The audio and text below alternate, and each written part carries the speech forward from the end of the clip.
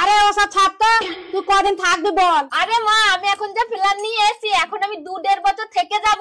হ্যাঁ, এ কি বলছিস? হ্যাঁ মা, ঠিকই বলছি। কিন্তু দিদি, আপনি যদি 1.5-2 বছর এখানেই থাকেন, তাহলে আপনার স্বামী, শ্বশুর, শাশুড়ি ওদের অসুবিধা হবে না? আরে আমি তো ওটাই চাই, ওদের অসুবিধাটা হোক, তবেই তো আমার কদরটা ওরা বুঝতে পারবে। আচ্ছা আচ্ছা। আরে এটা বোঝানোর জন্যই তো আমি বাপের বাড়ি চলে এসেছি ব্যাগপত্র নিয়ে। আরে ওরা খুব বার বেড়েছে, সবসময় আমাকে টেনে টেনে করতেই যাবে। যখন 1.5-2 বছর যাবো না, তখন নিজেকে সবকিছু করে খেতে হবে, তখন বুঝবে আমার কদর। ও, এইভাবে ব্যাগপত্র নিয়ে বেরিয়ে গেলি বুঝি শ্বশুর বাড়ির লোক কদর বুঝতে পারবে? হ্যাঁ, তবে নয় তো কি।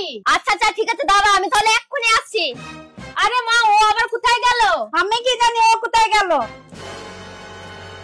এই নিন মা, ধরুন আপনার সিন্ধুকের চাবি, আর আমি চললাম বাপের বাড়ি। এ বাবা, তুমি আমার বাবার বাড়ি যাচ্ছ কেন? ও বাবা, বাপের বাড়ি না গেলে আপনারা তো আমার কদরটা বুঝতে পারছেন না।